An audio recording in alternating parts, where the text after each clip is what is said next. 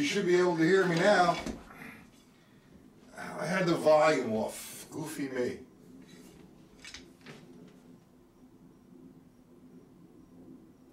Much better or just better? Or usual? Alright, I just had the volume off. Sometimes I forget to do this and do that. You know, it's my age.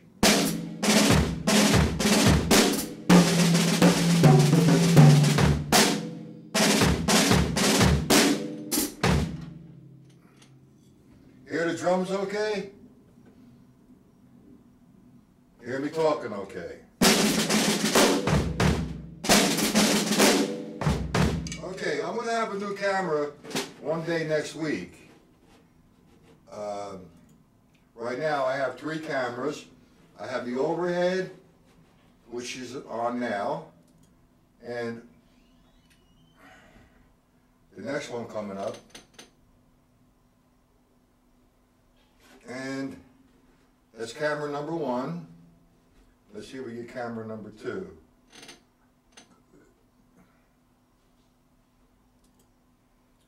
Camera number 2 is coming up.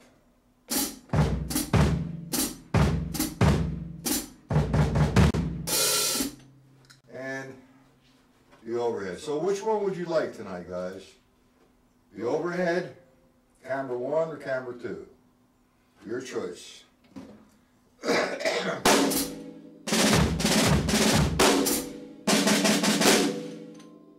The overhead, okay. That's 1 out of 10,000. Overhead. How about you, Michael Lewis? Number 2. Let's see number 2. Let's check that out first. It's on the overhead now. Let's see what number 2 looks like.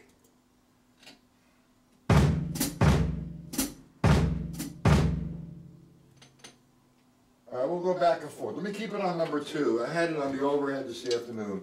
I'm going to have, like I said, another camera sometime next week. All right. Anyway, the overhead number 2, I'll go back and forth. What I did is I took 1, 2, 3, 4, 5 measures, okay, from the Chapin Book, page 42. Mike and Paul. Do you understand it? Do you have any problems with it? And Michael Lewis, you have the PDF now, correct? I broke it down. Any questions on anything?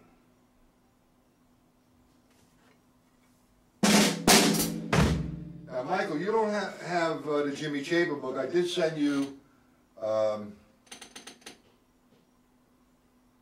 yeah, you have to practice it. You have to take it slow. One other way that I didn't mention this afternoon, when I'm playing the jazz time, breaking it all down, what I would do is, for example, take number 1, measure number 1. I'm going to break this down for you, Mike. But first, let me get this.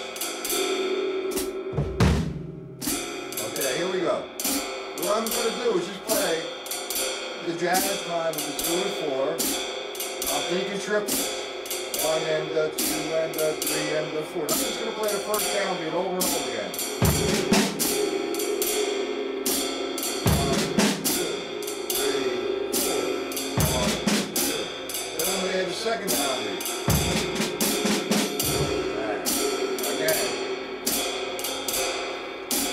1 and 2 and 3, 4. Then I'm going to go to the third downbeat. Together, the first measure over and over.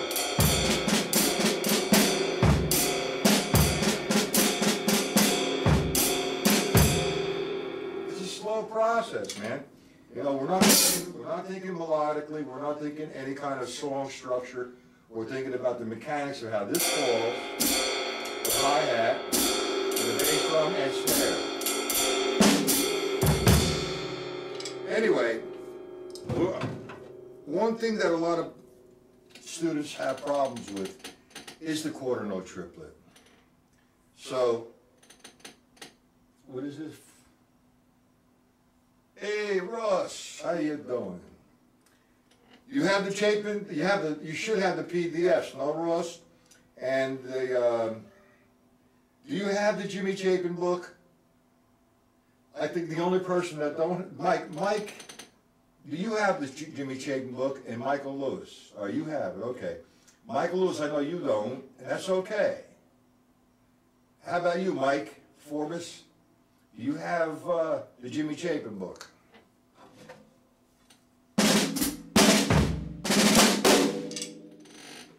Let me ask you gentlemen a question here. You see the relationship, first off, you should be familiar with this because you guys were hanging out with the Gary Chapin book, his triplets.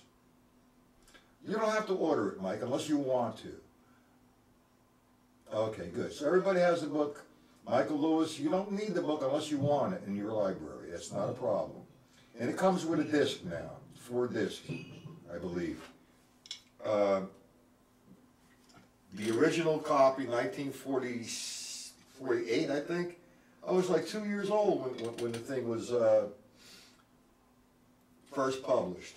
And what made the book really great was the graphics. And like I said, you know, the difference between the typeset and today's music programs is you can write it with the triplet.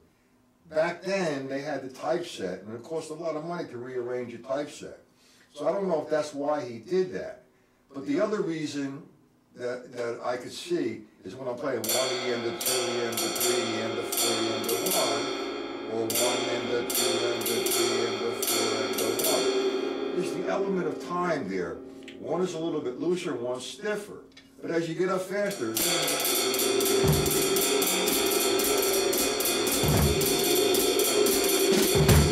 the dotted eighth note and the triplet are so close, you can't really tell the difference. But anyway, I'm teaching this with the triplet form. 1 and the 2 and the 3, 4. If I didn't teach it that way, and if I played what was written here, the dotted eighth note, that's 3 against 4 situation, and we don't want to get into that. It's really, it's difficult enough. So, because Michael and Ross weren't here this afternoon, would you like me to break it down, or would you like to go to another page? I can go to page 41 if you'd like.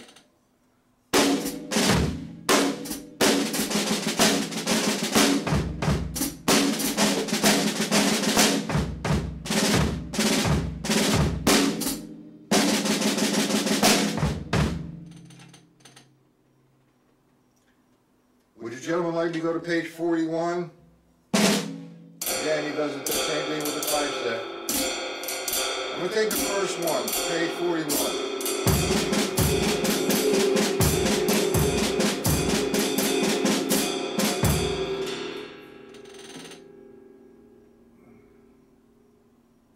Okay. Mike, I don't have the PDF on this, and that's okay. I will send the PDF. So I'm going to do both. I'm going to do both of these. If I go to 41, and if you notice now, gentlemen, we did the triplet elements in the Gary Chapin book, and you guys should be very, very familiar with this. So I take number 1. Again, the rise cymbal pattern.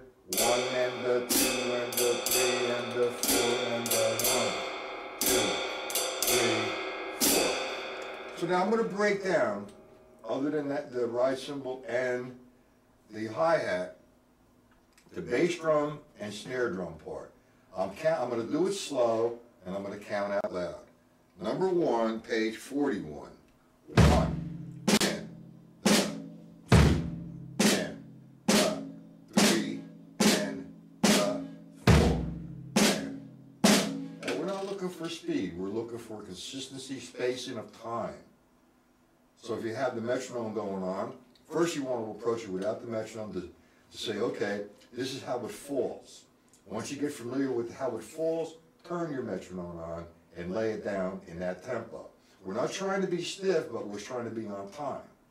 And I'm going to do a whole lesson on the metronome of right on time, just ahead of time, or just behind time.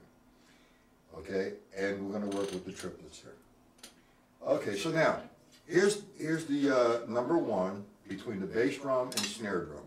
1, 2, 3, 4. 1, 2, to add, besides the bass drum and the snare drum, I'm going to go into it now with the hi-hat, an additional voice. I'm using heel and toe. Heels on 1, toes on 2, heels on 3, toes on 4. And just by the hi-hat by itself. 1 and 2 and 3 and 4 and 1 and 2 and 3 and 4 and now I'm going to put the bass drum and snare drum and hi-hat together, and I'm going to do it slow. 1 and 2 and 3 and 4 and again. 1 and 2 and 3 and 4 and then I'm going to drop into time. Nice and slow. 1 and 2 and 3 and 4 and 2, 3, 4.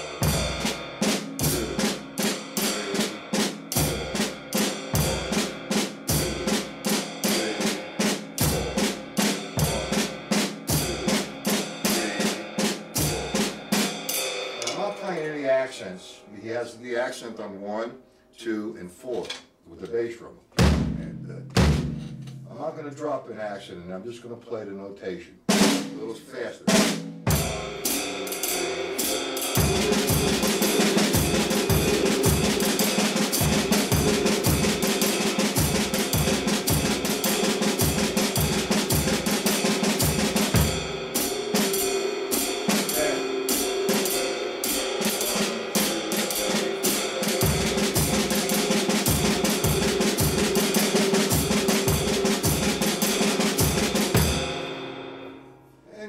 You break it. You don't want to try it that fast. You want to do it slow. The slower you do it, the stronger you're going to become, and the more you're going to be able to control it.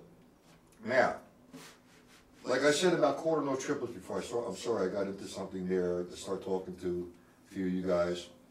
The quarter note triplet, what I like to do, and we're going to do a lesson on this sometime next week. We're going to play quarter note triplets constantly with the bass drum. We're going to play the hi-hat 2 and 4 against the pattern. Jazz pattern. There you go.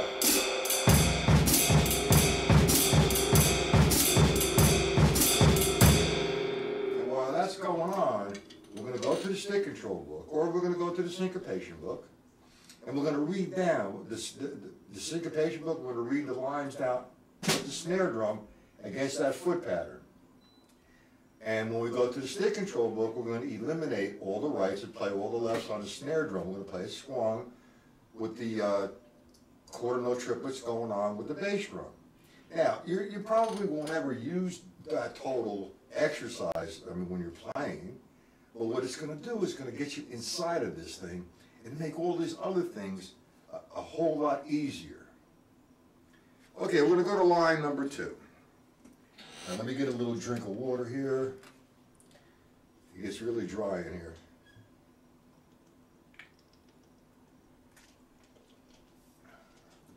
So line number 2. Okay? Again, I'm going to break it down just with the bass drum and the snare drum.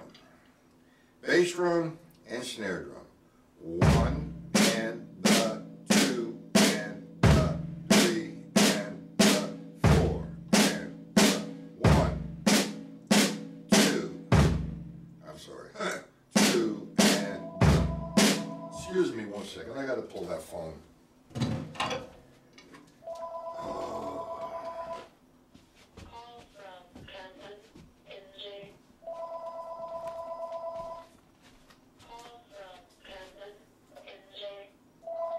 Hello.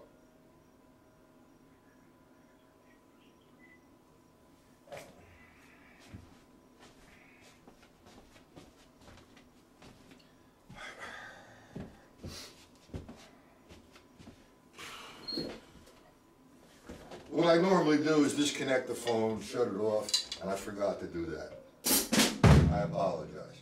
All right, so we're going to go to line 2, bass drum and snare drum. 1, 2, and 3, and 4, and now I'm going to put the left foot in. 1 and 2,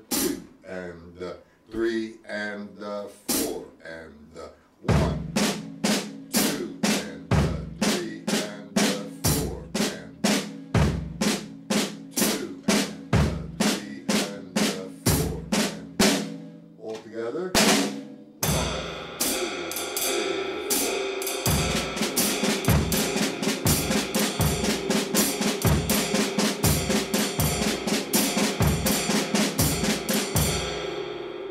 Okay, number 3.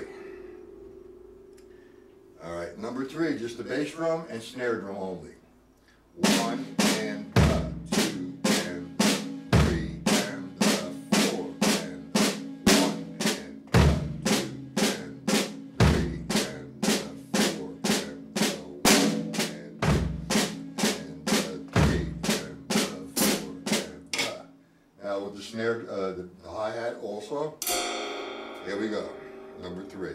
1 and 2 and 3 and 4 and 1 and 2 and 3 and 4. 1 and 2 and 3 and 4. With the jazz time. A little slower. 1 and 2 and 3 and 4 and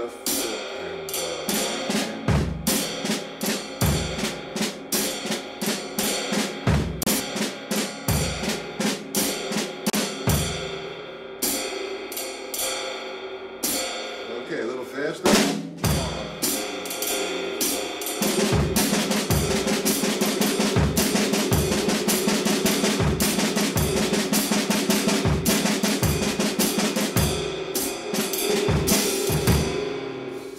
So on and so forth. Do we have any questions from this point on?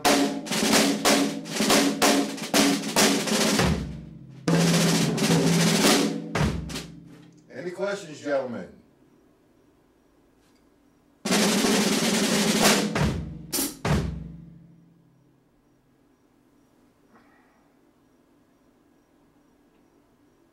Yes? No? Yeah, well, that's, if you understand the math, good for you, Russ, and guys. See, the thing is, it's the way you attack it, the way you approach this. The slower you do this, the more concentration you need, and the more control. That's what you want to do. You don't want to prove anything or say, yeah, I could play this at 9,150 miles an hour. Okay? Just to work on it over and over and over and over again. We're on, I guess, what, number 4? I think. Okay, bass drum, snare drum. Triplets, 1 and 2 and 3 and 4 and 1 and 2 and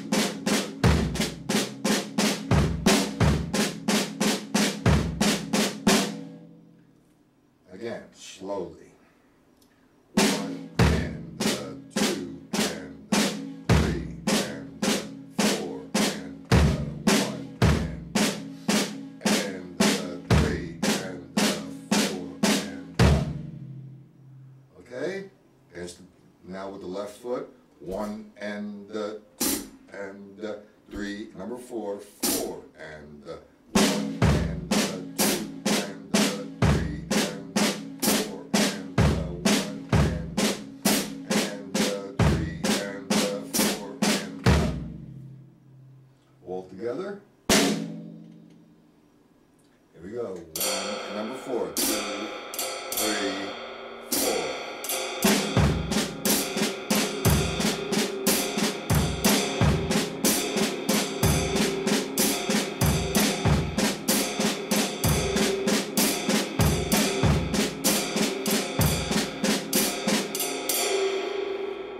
Questions on that?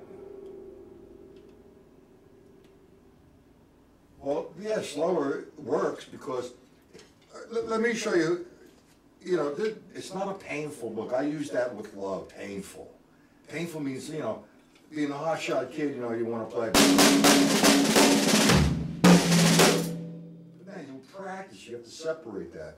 So the slower you do that, the more control. If I did number 4, nice and slow, I mean real slow, like, have a cigarette before each count. That's slow. 1 and the 2 and the 3 and the 4 and the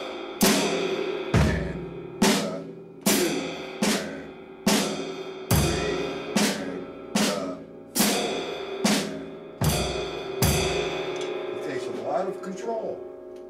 And that's what you want to do. Okay, go down to number 5. Now you notice all these figures you should be familiar with only because of the Gary Chapin book.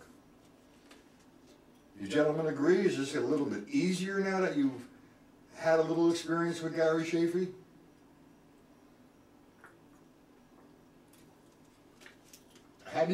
What is your take on this, gentlemen, in comparison to the approaches of Gary Chapin and Jim Chapin?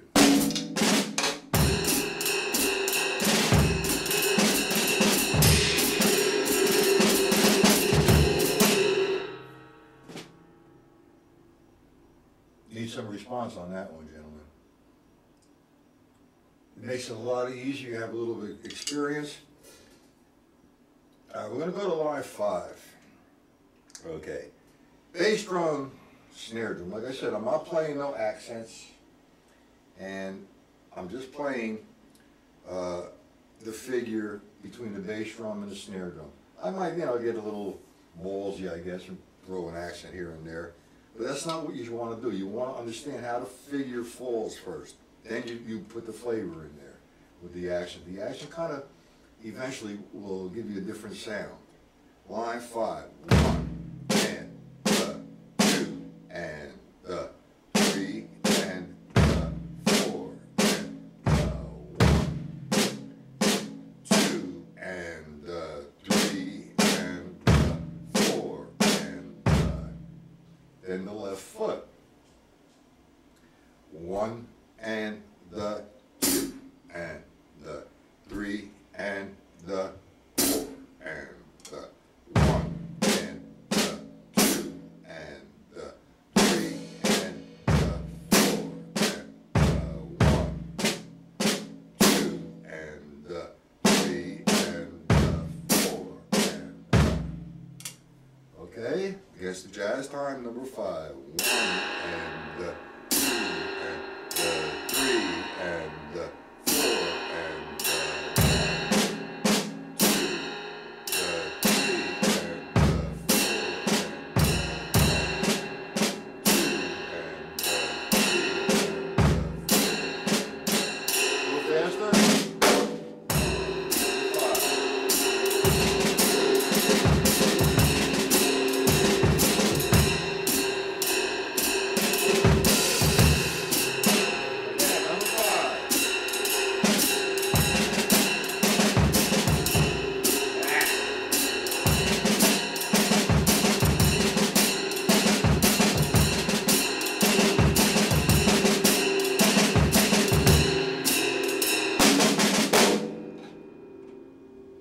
okay, now here's the favorite one. Michael, Paul, Ross, and whoever else. Quarter note triplets. And we're going to be focusing in, like I said, next week sometime, or the week after, depending on what the agenda is going to be. All right? The quarter note triplets itself. 1,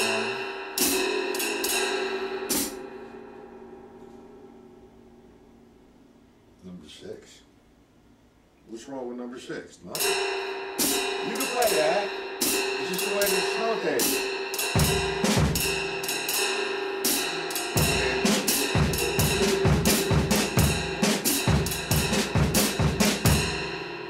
Breakdowns. Okay. So now let's take, like I did for page 42, the first 5 measures, I did one surface. Okay? So we're going to play this now on one surface. That's step number 1. You have to understand the mathematical notation here, the mathematical value of the notes. So if I have number 6, it would be 1 and the 2 and the 3 and the 4 and the 1 and the 2, the 3 and the 4 and the... Simple. Now, if you're going to approach this with fear, you have to overcome that, because there's nothing on this page that you gentlemen here that I know cannot play. It's not a problem. It's just the approach, how you enter this. Line 6, bass drum, snare drum only. 1, and the 2 and the 3 and the 4 and the 1 and the 2 and the 3 and the 4 and the. Against the jazz time. Add the left foot rather. Excuse me. 1 and the 2 and the 3 and 3 and Binga. 1 from the beginning, number 6. 1 and the 2 and the 3 and the 4 and the 1 and the 2 and the 3 and the 4 and the. The one lesson in quarter note triplets is going to help tremendously.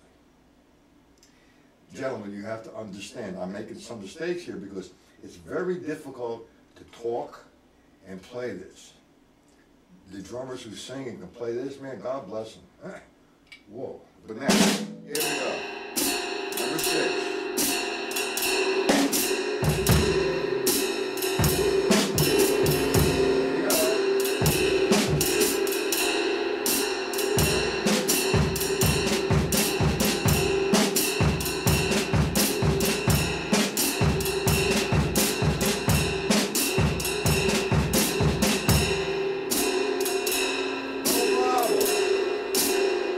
I just don't pick up the sticks when I'm learning it. When I learned this, I didn't just pick up the sticks and play it. I had to break it down.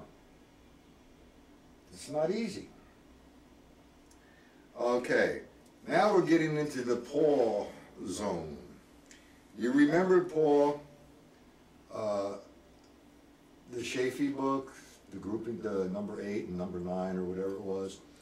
And here you go. Your hard work trying to figure that out is going to pay off right now. Okay, this is going to help you. This is where it begins now. See, the approach here is okay. I like the other approaches from the other books.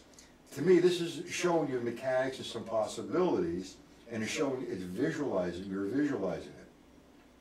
Whereas it really takes, without visualizing, like doing the Chapin Book or the syncopation book, you know, you have to internalize it, and that makes it a lot stronger.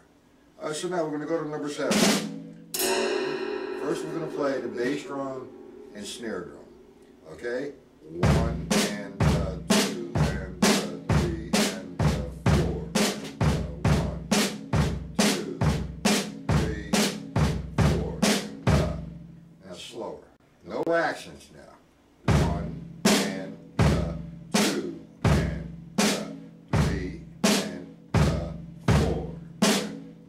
1, 2 and 3 and 4. Okay, left foot, heel and toe. 1 and 2 and 3 and 4 and 1 and 2 and 3 and 4 and 1, 2, 3, 4. Here's the jazz time. Nice and slow.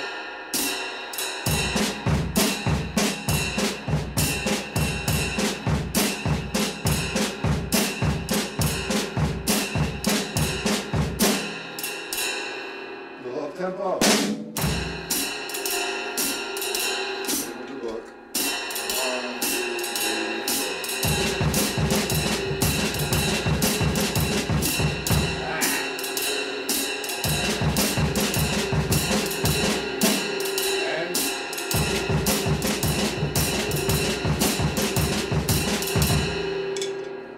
A little rusty on this. But 18 and 19. I know, all right. So, as you can see, from 1 to 10, how the association or the approaches with the Chapin Book, for example, on the dials.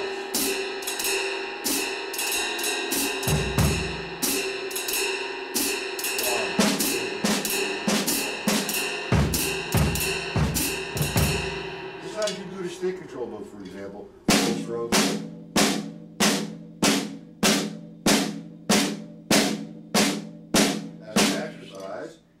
the exercise.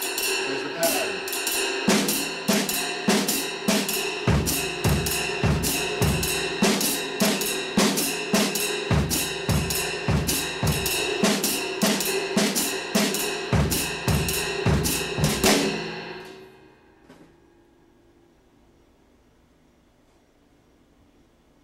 Well, so yeah, it is.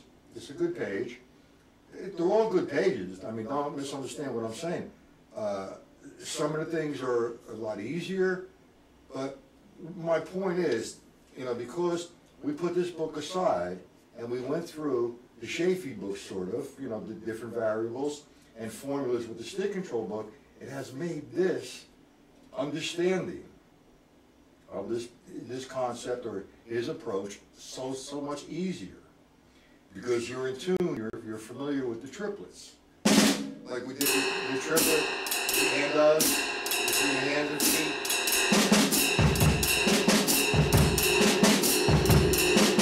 You go through that, look at the seal. The stick control book, all right.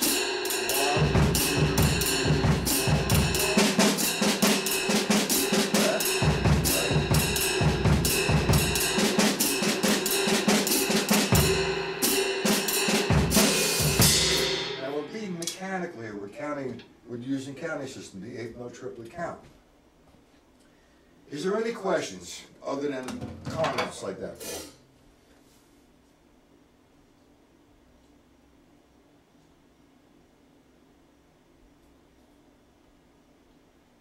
Of course it is, because of the approach.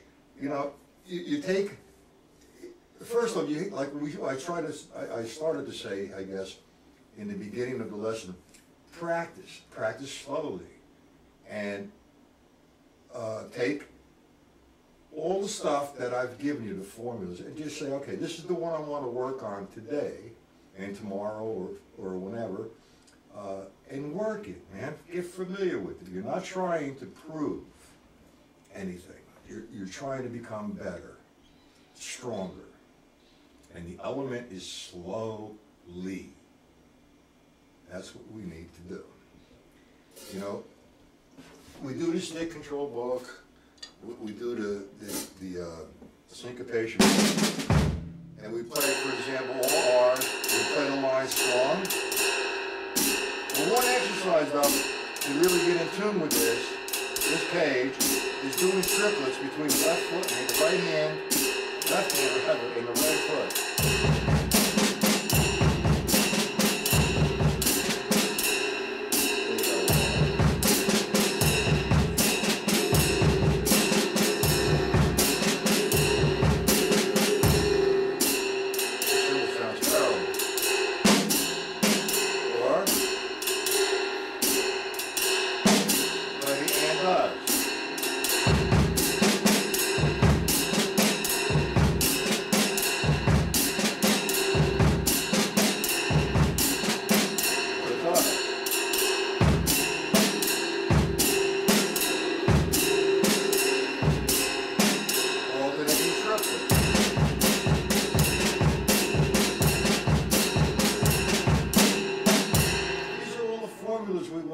Stick control book against the jazz time, and there's a lot more. Like I do get excited when I teach, and I do happen to have a tendency to overwhelm the students and give them a tremendous amount of work. And there's a reason for it. I give you the difficult stuff first, because in reality what everybody else thinks is difficult, when you approach that, it becomes easier. And it's not that it's getting easier, Paul, you're getting stronger. The thing is difficult, without a doubt. Any questions, ladies and gentlemen? Gentlemen and ladies?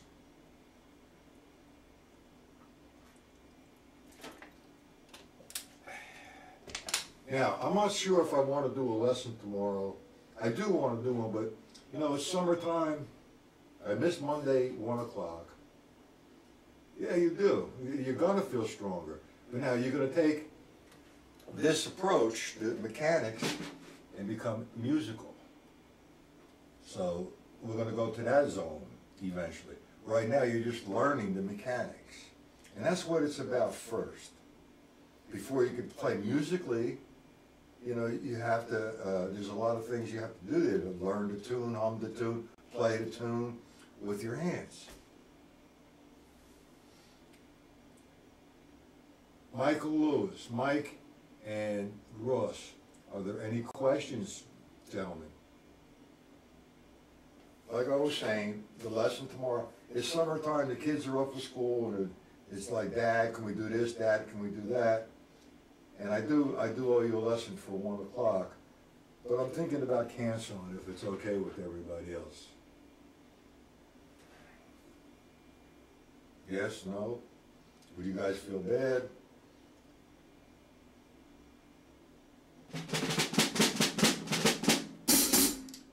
One thing also that we're going to work on next week, you know, we will come back to the shape, to the jazz patterns. One thing I do want to work on, and you don't need to go buy the book unless you want to. We're going to start doing, okay, here's what we're going to start doing, the grid, the paradiddle grid.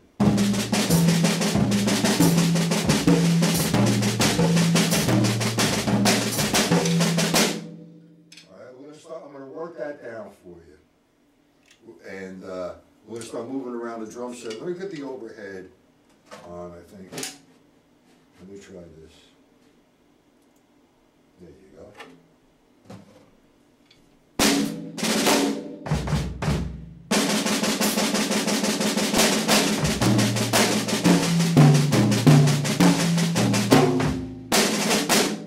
I'm going to start teaching you some moves around the drum set like so.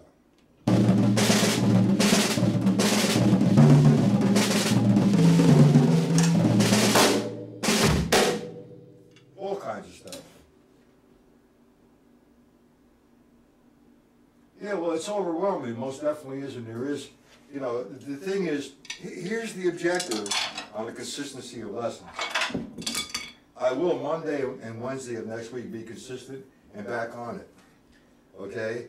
It's just a little bit, you know, if you gentlemen have kids, you should know how it is in the summertime. You know, they want to go to the beach. One girl, my little baby, wants to go blue fishing, you know, and they want to go play basketball. They want to do mixed martial arts. My wife wants to go someplace, and I'm in my drum studio ignoring everybody. And I think, you know, because I'm in the situation that I'm in, you know, I can take them wherever they need to go during the day. And September's going to be here before you know it. School's back, and then we're back to the same thing again. I can't believe my little daughter's going to be 12 years old. My God. Huh. Yeah, we're going to move around the drum set. I'm going to start teaching that. But anyway, there is no questions. Next Thursday, that's in August. Wow. Okay. If there's no questions, what you want to do is just try to work on a section over and over and over, and bring the questions Monday. You're having problems with this, you can't get the sound, you have the free stroke down, a free stroke, you know, whatever it might be, we could approach that, we could address that, and try to make it better and easier, and give you a different entrance point or a different approach. So if there is no questions, I'm going to need to say goodnight.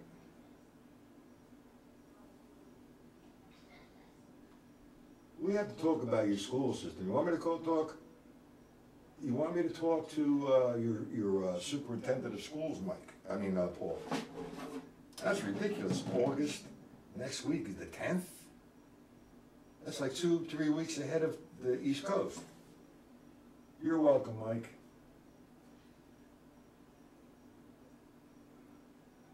You're welcome, everybody. Okay, Ross, one question I want to ask you up front here, because Mike and Michael are coming in October. We haven't set a date. Friday, Saturday, and Sunday. So, is any weekend good for you if you're gonna come? And the cost is gonna be per day. You can come one day, you can come 2 days, you can come 3 days, depending on what you can afford. But the 3 days is great. Michael's been here twice, and so has Dan. He don't come to the lessons because he's gigging now. And he watches them on YouTube or asks me all kinds of 1,000 questions on email.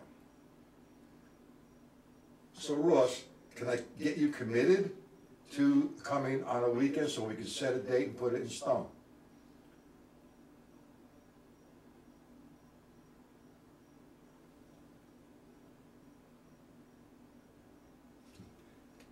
Yeah, superintendents, man, they're in this power trip thing. They think they could do what they want to do. Ross, do I get a response? The cost is $200 a day.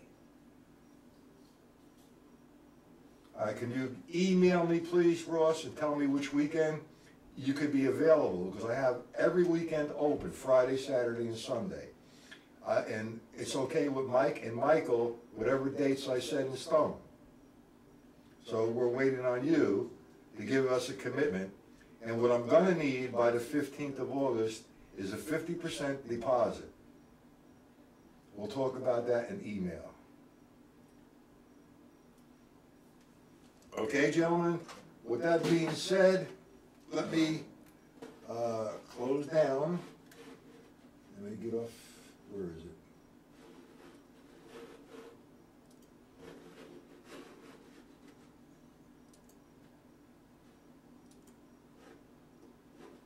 I don't know if I hit that. Okay.